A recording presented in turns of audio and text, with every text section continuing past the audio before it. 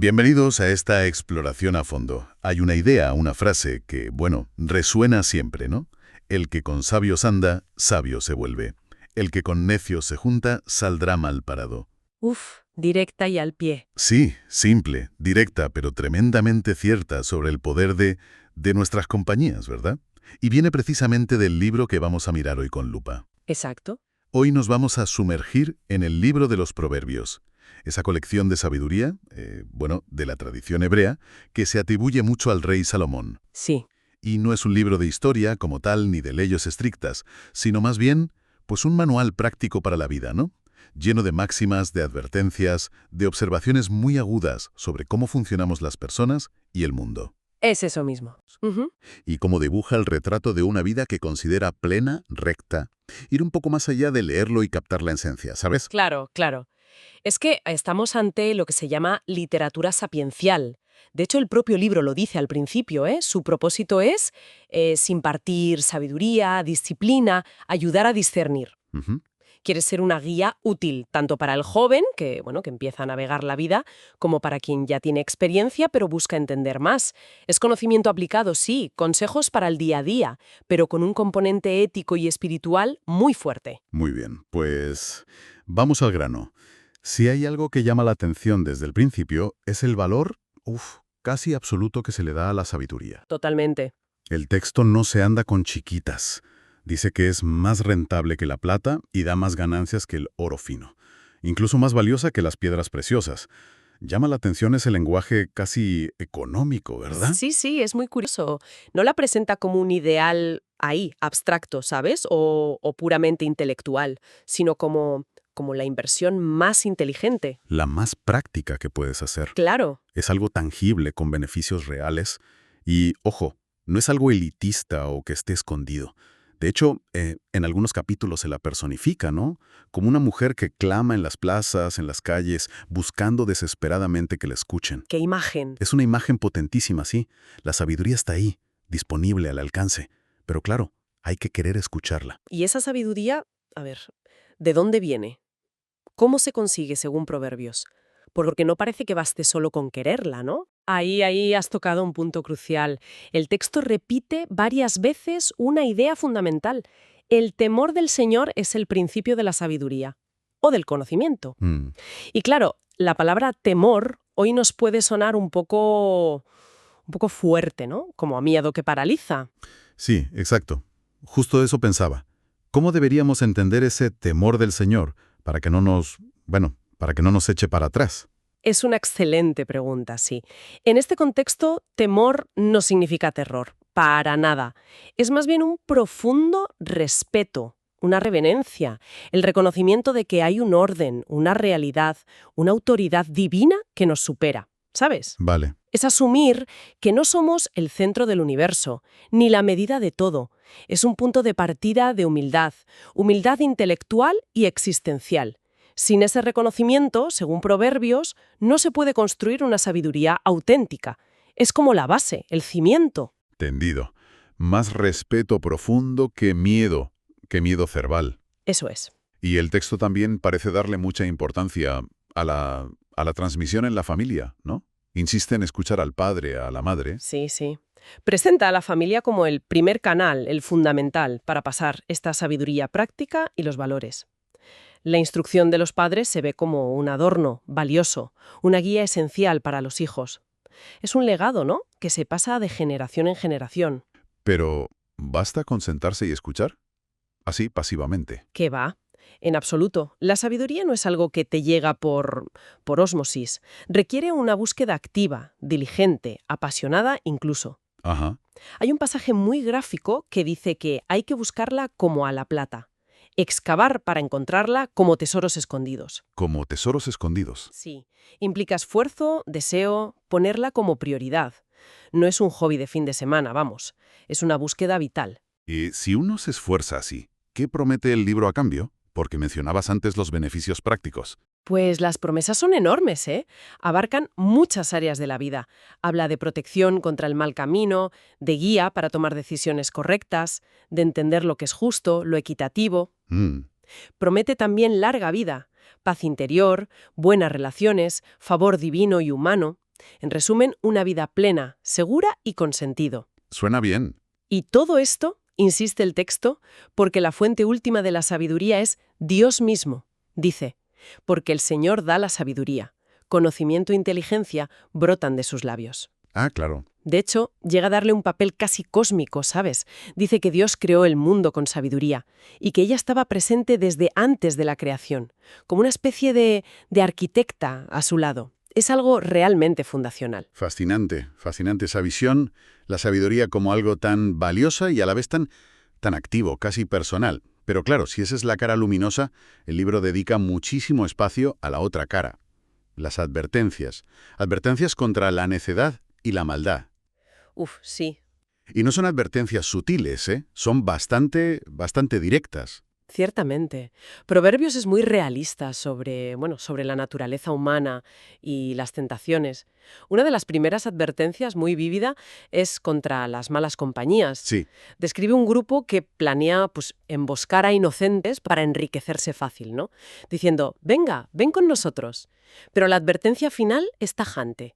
Esa búsqueda de ganancia fácil y violenta es una trampa mortal para ellos mismos. Acaban destruyéndose con sus propias acciones. es una constante en el libro eso, ¿verdad? La idea de que la maldad, la necedad, acaban volviéndose contra quien las practica. No es tanto un castigo que viene de fuera, Eso es. sino una consecuencia casi. Exactamente. El texto sugiere que hay una especie de justicia inherente en cómo funcionan las cosas. Cuando la sabiduría personificada es rechazada, el texto dice que ella se reirá de la calamidad de quienes la ignoraron. Suena un poco duro, ¿no? Sí, puede sonar cruel, pero creo que es para subrayar la ironía trágica. Tuvieron la oportunidad de elegir bien, y la despreciaron. Y claro, cuando la desgracia les llega y piden ayuda, pues es demasiado tarde. Cosecharán lo que sembraron. La complacencia en la ignorancia, la rebeldía contra los buenos principios, lleva a la ruina, según Proverbios. Y el libro no se queda en generalidades, detalla formas muy concretas de necedad. Una que aparece una y otra vez, con imágenes muy potentes, es la advertencia contra la mujer ajena, la adúltera. Uf, sí. Los capítulos 2, 5, 6 y 7 están llenísimos de avisos sobre esto y utiliza metáforas muy, muy sensoriales, ¿no? Sus palabras son dulces como la miel al principio, pero su final es amargo como el ajenjo, cortante como una espada. Sí, lo recuerdo. El capítulo 7 es casi una escena de película, de verdad. Narra cómo un joven falto de juicio, ingenuo, es seducido con halagos, con artimañas, y acaba siguiéndola como el buey que va al matadero, sin darse cuenta de que le va la vida en ello. Más allá de la figura literal de la adúltera, que, bueno, hoy puede resonar de forma distinta, ¿cuál dirías que es el principio que hay debajo de esas advertencias tan insistentes? Yo creo que el principio fundamental es alertar contra las atracciones que son superficiales, engañosas, que prometen placer o beneficio fácil, pero que esconden consecuencias destructivas a largo plazo. Vale. Es una advertencia contra el dejarse llevar por impulsos del momento sin calcular el coste real. Y esto podría aplicarse a muchas otras tentaciones, más allá de la infidelidad, negocios turbios, adicciones, relaciones tóxicas. Es como el arquetipo del camino que parece fácil y atractivo, pero que al final te lleva a la ruina. Interesante perspectiva, sí. Otra forma de necedad que el libro critica con bastante dureza, y a veces hasta con humor, es la pereza. Muchísimo. El perezoso es casi un personaje recurrente. Se nos manda a observar a la hormiga, ¿no? Ese bichito tan trabajador y previsor. Sí. El perezoso, en cambio, ama dormir, se da la vuelta en la cama, cruza los brazos, un poquito más para descansar. Y la consecuencia inevitable es que la pobreza le llega como un ladrón y la necesidad como un hombre armado. Hay proverbios buenísimos. Hay uno que es gráfico a más no poder, el que dice que el perezoso mete la mano en el plato, pero le da pereza llevársela a la boca. Ese es tremendo, sí. Parece casi una caricatura, pero el mensaje es serio. La falta de diligencia, de responsabilidad, tiene consecuencias muy reales. Sin duda. Critica la pasividad, la falta de iniciativa, el dejar las cosas para mañana. La diligencia, en cambio, se asocia constantemente con la prosperidad, con la realización. Y junto a la pereza también se condena mucho la falsedad, ¿no? La mentira, el engaño. Sí, la honestidad es un valor central. Absolutamente. Hay una lista muy conocida de 7 cosas que Dios aborrece. Y varias tienen que ver directamente con la falsedad. La lengua mentirosa, el testigo falso y también el que siembra discordia, que a menudo implica manipulación y engaño. Mm, La integridad en los negocios es crucial. Se condena explícitamente usar pesas y medidas falsas para engañar al cliente. Y el chismorreo también se ve como algo muy negativo. Revela secretos, hiere reputaciones, destruye relaciones. ¿Y qué me dices del orgullo? Parece otro gran villano en Proverbios. Totalmente. Se presenta como el preludio casi seguro de la caída. Hay máximas muy contundentes. Con el orgullo viene la deshonra. Dios aborrece a los arrogantes. Y la famosísima: tras el orgullo viene la destrucción, tras la altanería, el fracaso. Uf, La humildad, por el contrario, se asocia con la sabiduría y el honor. El orgullo, en el fondo, es una forma de necedad, ¿sabes? Porque te impide aprender, reconocer errores, valorar a los demás. Te ciega. también se habla mucho de la ira, del mal genio. Parece que el autocontrol es una marca clave de la sabiduría. Totalmente. El iracundo, el de mal genio, provoca contiendas, dice el texto. La falta de control emocional genera conflicto constante. En cambio, se alaba la paciencia. Fíjate qué frase: más vale ser paciente que valiente. Potente. E incluso más vale el dominio propio que conquistar ciudades. Es una afirmación sorprendente, ¿eh? La verdadera fuerza no está en la agresividad externa, sino en el control interno. Y la respuesta amable tiene el poder de calmar la ira, mientras que la palabra hiriente la enciende más. Y todo esto se conecta muchísimo con el uso de las palabras, ¿verdad? Parece que para Proverbios la boca puede ser, bueno, fuente de vida o de muerte. Exacto. La necedad se expresa muchísimo a través del habla, impulsiva, dañina.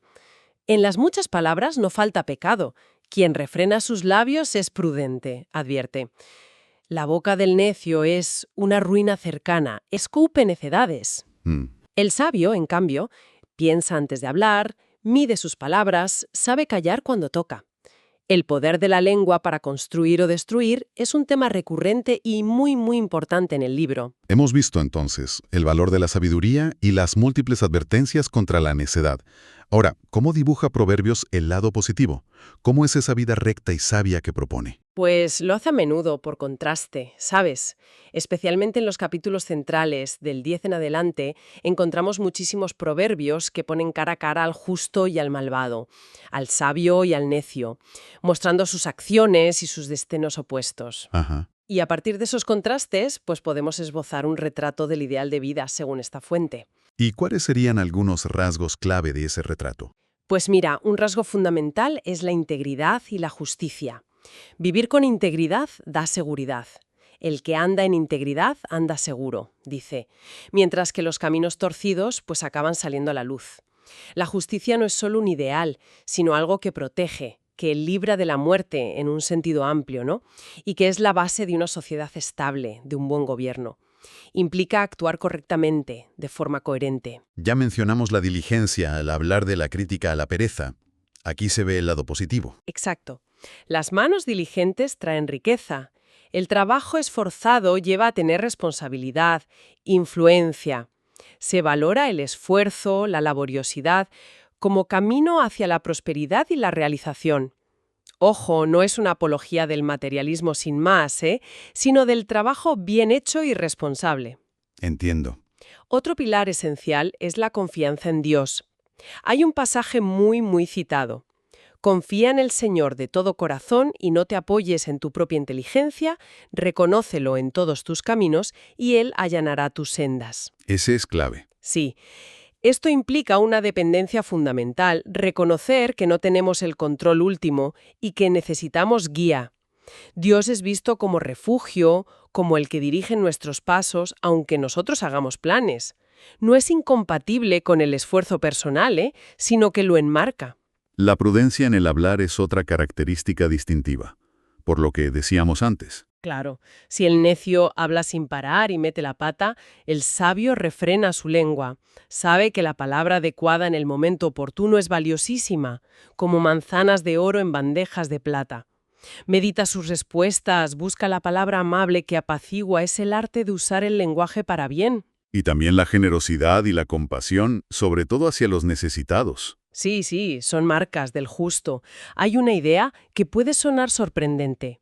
Hay quien reparte y le es añadido más, y hay quien retiene más de lo justo y viene a pobreza. Ser generoso, dice el texto, enriquece al que da. Curioso. Y ayudar al pobre se considera honrar a Dios. Es como prestarle al Señor, y Él lo recompensará. La rectitud tiene una dimensión social que no se puede evitar. Y un punto que me parece crucial y a veces difícil, la capacidad de aceptar la corrección. Fundamental. El que ama la disciplina, ama el conocimiento. El que la aborrece es un necio, lo dice directamente. Rechazar la corrección es despreciarse a uno mismo, mientras que escucharla y aprender de ella lleva a la vida y al honor. La sabiduría implica reconocer que no lo sabemos todo, que podemos equivocarnos y que necesitamos que otros nos señalen nuestros errores o puntos ciegos. Esto se aplica también a la relación padres-hijos, donde la disciplina se ve como un acto de amor necesario para guiar al niño. Y todo esto como sostenido por la humildad, ¿no? Como el contrapunto a ese orgullo que lleva al fracaso. Exacto. La humildad es la que permite todo lo anterior. Confiar en Dios en lugar de uno mismo, escuchar el consejo, aceptar la corrección, ser generoso. Se dice que la humildad precede a la honra. Es el terreno fértil donde pueden crecer las demás virtudes. Reconocer nuestras limitaciones y nuestra necesidad de sabiduría es el primer paso para alcanzarla. Para ir cerrando ya esta inmersión, no podemos dejar de mencionar el final del libro, el famoso capítulo 31. Ese poema que alaba a una figura idealizada, la mujer ejemplar o mujer virtuosa. Sí, es un cierre magnífico, la verdad. Es un poema acróstico, ¿sabes? Donde cada verso empieza con una letra sucesiva del alfabeto hebreo y presenta un ideal femenino que contrasta vivamente con la mujer ajena o necia de las advertencias anteriores. Esta mujer es fuerte, trabajadora incansable, sabia administradora, emprendedora, generosa con los pobres, digna de confianza, fuente de bien para su familia. Es un retrato impresionante de competencia y virtud, sí. ¿Qué es lo que más destaca de ella? Pues se destacan muchas cualidades prácticas. Su habilidad manual, su visión para los negocios, su fortaleza, su cuidado del hogar. Pero el texto subraya que lo que corona todo, lo que le da su verdadero valor, más allá de la belleza física, que dice que es engañosa, es su temor del Señor. Ah, volvemos al principio. Exacto. Esa misma base de respeto y reverencia hacia Dios que vimos como principio de la sabiduría. Ella encarna la aplicación práctica de muchos de los principios que el libro ha ido exponiendo. Su valor, dice el poema, sobrepasa largamente al de las piedras preciosas. Hemos hecho un recorrido intenso por Proverbios, ¿eh? Hemos visto la enorme importancia que le da a buscar la sabiduría, entendida como ese temor del Señor y como habilidad práctica para vivir. Sí. Hemos repasado las serias advertencias contra la necedad en sus múltiples formas: pereza, mentira, orgullo, ira, infidelidad, caminos que se presentan como autodestructivos, y hemos esbozado el ideal de una vida recta, íntegra, diligente, prudente, generosa, humilde y que sabe aprender. Lo que resulta fascinante de verdad es cómo estos consejos, escritos hace milenios en un contexto cultural muy diferente, siguen resonando hoy. Plantean preguntas universales sobre el carácter, las relaciones, las decisiones y sus consecuencias. Es verdad. Nos recuerdan que la vida se construye día a día con nuestras elecciones grandes y pequeñas. La sabiduría no es solo acumular información, sino saber vivir, saber navegar la complejidad de la existencia de una manera que sea a la vez ética y fructífera. Y bueno, nos gustaría dejar una última reflexión ahí, en el aire, inspirada por un proverbio que se repite casi idéntico 2 veces en el libro. Hay camino que al hombre le parece derecho, pero su fin es camino de muerte. Ese da que pensar. Sí, si el autoengaño es un peligro tan real, tan sutil como sugiere el texto, ¿cómo podemos hoy, en medio de tantas opiniones, justificaciones, presiones, cómo podemos cultivar un discernimiento genuino? ¿Cómo distinguir el camino que realmente nos conviene a largo plazo, más allá de lo que nos apetece o nos parece correcto en el momento? Menuda pregunta. Es una pregunta que queda abierta, sí, invitando quizás a seguir explorando estas antiguas fuentes de sabiduría.